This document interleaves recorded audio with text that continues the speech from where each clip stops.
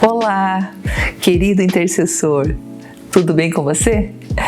Que bom conversarmos sobre as coisas de Deus, que bom falarmos sobre o Espírito Santo. E é a série que nós estamos trabalhando agora no nosso volume 3 do Guia de Estudos AMAI, Cheios do Espírito. E nós estamos entrando num bloco novo aqui. E o nosso próximo módulo é Símbolos do Espírito Santo. E nós vamos trabalhar com vocês mostrando essa relação linda, como o Espírito Santo se manifesta. E nesses símbolos a gente vai entender sobre a obra do Espírito Santo, sobre a igreja e sobre a vida de cada crente. Nós teremos nesse bloco a pastora Silvia, que estará conosco ministrando. E eu sei que será um tempo muito especial e abençoador sobre a sua vida. Olá, querido intercessor, estamos aqui para mais um encontro do Momento AMAI. Estamos aí nessa caminhada, nessa temporada, e nós vamos estar falando um pouquinho sobre os símbolos do Espírito Santo, né? Como que cada simbologia que é usada dentro da palavra de Deus, ela traz um significado, ela traz uma revelação de ação do Espírito Santo na vida do intercessor, na vida daquele que serve a Deus. E nós vamos parar para olhar um pouquinho, edificar nossa vida, olhando dentro dessa perspectiva. E o nosso encontro de hoje, ele é sobre, para você que está acompanhando dentro do manual, as lições 12 e 13, nós vamos ver dois aspectos, né? Dois símbolos do Espírito Santo hoje.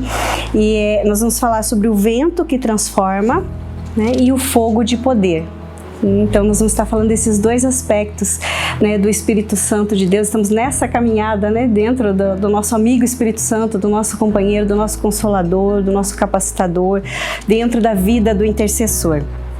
E o primeiro versículo-chave, base, que nós vamos falar dentro desta visão, dentro daquilo que nós estamos propondo no encontro de hoje, dentro do vento que transforma, é a passagem que está lá no livro de Ezequiel, no capítulo 37, a experiência de Ezequiel no Vale de Ossos Secos. Então nós vamos ler especificamente hoje o versículo 9. Ele diz assim: a seguir ele me disse: profetize ao Espírito, profetize, filho do homem, e diga-lhe: assim diz o soberano Senhor, venha desde os quatro ventos, ó Espírito, e sopre dentro desses mortos para que vivam. Essa experiência bastante peculiar de Ezequiel, quando nós paramos para olhar, talvez alguns possam pensar num cemitério, mas essa passagem ela não faz referência a um cemitério, ela traz na verdade a realidade de um campo de batalha, né? Uma batalha que havia acontecido, e aqueles ossos secos que estavam nesse vale, nesse campo de batalha, fazem referência aos soldados que deram a sua vida durante a batalha. Né? Então morreram em combate, tombaram em combate, né? Então essa referência dessa experiência de Ezequiel fala exatamente disso, não traz essa ideia de cemitério, mas de um lugar de combate, um lugar de batalha. Então ele faz referência a uma guerra. E quando nós olhamos até dentro da palavra de Deus, nós vemos muito isso, essa referência à vida cristã, à caminhada cristã, realmente a um campo de batalha. O apóstolo Paulo fala assim, né, combati o bom combate. Então faz referência também, né, a sermos um bom soldado de Cristo. Então nós temos muitas referências na palavra de Deus que trazem a realidade de uma batalha espiritual que está acontecendo. Até na temporada 2, do Momento AMAI, nós falamos muito sobre combate espiritual, passamos aí muitas lições, muitos encontros falando sobre combate espiritual, fazendo menção a essa realidade. E quando nós olhamos aqui, né, nós vemos assim essa passagem de Ezequiel e a atuação, né, pensando do Espírito Santo, do vento que transforma, nós vemos ali assim esta realidade de muitos soldados que muitas vezes tombaram em combate, né? Então quantas situações adversas que contribuíram para que queda de um guerreiro, para aqueles que estavam em batalha, né? Então a gente vê assim, fazendo essa conotação com a realidade espiritual, o fato da Igreja de Cristo, de nós como cristãos, sermos comparados aos soldados do exército de Deus, fazemos parte do exército de Deus. E nós sabemos que nessa batalha nós temos enfrentado muitas lutas e muita oposição, e sabemos que o diabo é o nosso inimigo, né? Inimigo de Deus e nosso inimigo, e ele age trazendo o quê? Confusão, destruição, divisão, tentando atingir a saúde, finanças, né? Tentando trazer vergonha, tentando trazer dor, tentando trazer desânimo, né? Tenta causar confusão na vida espiritual, atrapalha o relacionamento com Deus, muitas dúvidas, tentando trazer frieza espiritual. Nós podemos aí citar uma infinidade de situações que são realidades que nós enfrentamos na nossa vida e na nossa caminhada cristã. Mas uma coisa que nós precisamos ter como certo no nosso coração é que o nosso Deus é o Deus de toda a terra, e o nosso Deus, ele é todo poderoso, e ele é maior do que todas essas coisas, né? O nosso Deus, diante de todos esses desafios, nós podemos olhar para Deus e ver um Deus de restauração. O nosso Deus é um Deus de restauração. Enquanto nós olhamos para essa passagem e que nós vemos assim sobre a questão, né, de Deus falando com Ezequiel e falando sobre esse vale, sobre aqueles soldados que haviam tombado em combate, quando ele falou sobre profetizar, e ele falou para Ezequiel profetizar e falar assim: venha desde os 4 ventos, ó Espírito, falando sobre soprar, o sopro do Espírito, falando sobre restauração e vida. Então nós vemos assim que o nosso Deus é um Deus de restauração, Deus é um Deus restaurador de vida nesta terra. Então assim, nós vemos o vento de restauração, a atuação do Espírito Santo de Deus através da vida de Ezequiel ali, trazendo restauração da carne, né, dos soldados que estavam se levantando, os ossos começaram a se ajuntar, né? A carne começou a crescer novamente e começou a haver uma restauração física naquele momento. Então a gente vê que nosso Deus é um Deus de restauração também, de vida nesta terra, né? Então nós vemos aí, e no campo espiritual também, porque aí a gente vê na passagem de Ezequiel que eles se levantaram, tiveram a restauração do seu físico, mas eles não tinham ainda espírito, não tinham vida ainda. Então houve o sopro de vida. Então nosso Deus é um Deus de restauração, falando fisicamente falando, né, no campo natural, mas também no campo espiritual, trazendo vida, renovo, né? Então falando de vida espiritual, de relacionamento com Deus, né? Então nós podemos olhar aí que nosso Deus é um Deus de restauração no campo natural e restauração no campo espiritual. Então o Espírito Santo, ele traz ventos de mudança, né, tanto físico, né, no campo natural quanto no campo espiritual. Então lá em Jó 33:4 diz assim: o Espírito de Deus me fez e o sopro do El Shaddai, o Todo-Poderoso, me proporciona a vida. Porque o vento do Espírito, ele alcança, né, tanto as nossas necessidades, sejam elas físicas, materiais, quanto no campo espiritual. Nosso Deus olha de uma forma completa para nós como seres humanos, né? Então o Espírito de Deus é quem nos dá essa capacitação e novidade de vida para caminhar em vitória, em restauração. Então, e essa passagem, ela fala muito especial, assim, tem um sentido muito especial, porque nós olhamos de quantos soldados, talvez você esteja lembrando aí de quantos soldados que você tem aí de guerreiros em Cristo que desanimaram na caminhada. Alguns até mesmo sofrendo com uma morte espiritual, se afastando dos caminhos do Senhor. Você consegue lembrar? Você consegue trazer a memória nesse instante? Como é que consegue pensar? Ou até mesmo em momentos da sua caminhada, de perdas que você tenha sofrido, de pressões que você tenha sofrido, ou talvez de momentos que você se sentiu longe do Senhor, mas nós sabemos que nós temos o Espírito Santo de Deus, e que Ele é o vento que sopra e que restaura, tanto fisicamente quanto espiritualmente, né? Então esse é o nosso Deus, é o Deus da nossa esperança, né? Então esse foi, quando nós olhamos para essa passagem de Ezequiel, ele foi o início de uma restauração, né, sobre o povo, sobre aqueles que estavam em batalha, aqueles que representavam o exército do Senhor, e isso não era referente somente a este povo, mas se estenderia a todos os povos ao redor. Então, assim como a visão de Ezequiel se referia à libertação da nação de Israel do cativeiro, Deus deseja nos levantar também para libertar outros do cativeiro do pecado. Então, a gente vê esse chamado de Deus, e algo muito precioso do Espírito Santo de Deus como nosso companheiro, como nosso guia, como Jesus falou, que nós seríamos guiados pelo Espírito de Deus. Nós temos o Espírito de Deus nos guiando nessa tarefa tão preciosa que Deus nos tem dado esse chamado para esse vento de restauração.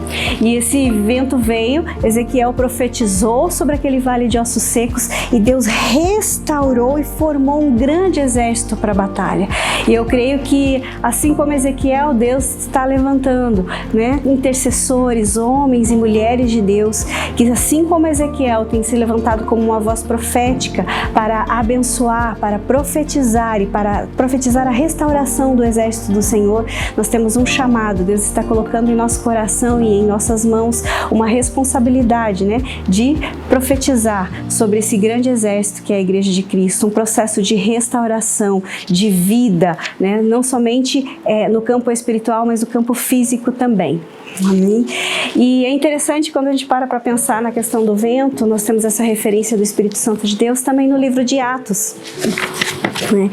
E no livro de Atos nós temos duas referências, a experiência do Pentecostes, quando aconteceu a descida do Espírito Santo, o cumprimento da promessa de Jesus, que ele fala sobre o cumprimento da promessa do Consolador que viria, que eles receberiam poder, seriam habilitados em poder. Então eles estavam reunidos orando e o Espírito Santo veio como um vento forte. A palavra de Deus faz essa referência e eles receberam poder e sobre eles desceu como línguas de fogo. Está lá em Atos 2, o 3 e 4, que diz assim, eu vou ler aqui rapidinho. E viram o que parecia línguas de fogo que se separaram e pousaram sobre cada um deles, e todos ficaram cheios do Espírito Santo e começaram a falar noutras línguas conforme o Espírito lhe capacitava. Esse tem sido um anseio, na verdade, por muitos anos da Igreja de Cristo, e você com certeza é testemunha disso. Você vai poder dizer, eu acredito nisso, porque você já deve ter visto, quantos seminários, conferências de avivamento, de busca de poder que nós temos visto aí ao longo dos anos, Então, com esse anseio realmente de busca da presença do Espírito Santo, desse batismo com o Espírito Santo, E o fogo, ele tem uma característica, Quando nós falamos do símbolo, qual seria essa característica? Quando nós falamos, nós vemos essa experiência, a Bíblia falando, do Espírito, da descida do Espírito Santo, além do fogo, além do vento como fogo. O fogo, ele tem uma conotação da questão da limpeza, da purificação, da santificação, Então, ou seja, o fogo separa propriedades, Quando nós falamos sobre a questão do ouro, a gente vê aí que ele pode ser refinado, separado, pode ser purificado, pelo fogo, Então, o fogo, ele tem essa característica, o fogo aquece, ilumina, purifica. Nós temos muito essa característica na questão do fogo, e essa é uma ação do Espírito Santo de Deus.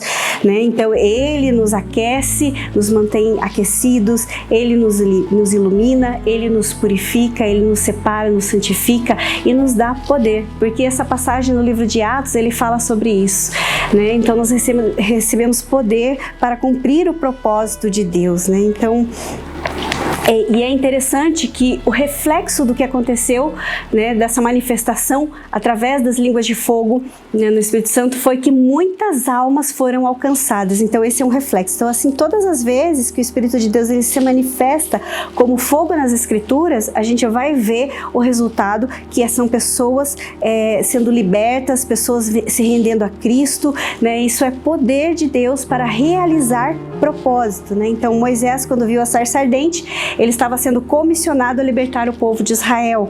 Então Elias, quando orou no Monte Carmelo, e desceu fogo dos céus lá, consumindo os holocaustos, as pessoas se renderam, diante do Deus de Israel. E no livro de Atos, as línguas de fogo que vieram sobre os apóstolos, sobre os discípulos, foi resultado de muitas almas se rendendo ao Senhor Jesus. Então, isso por quê?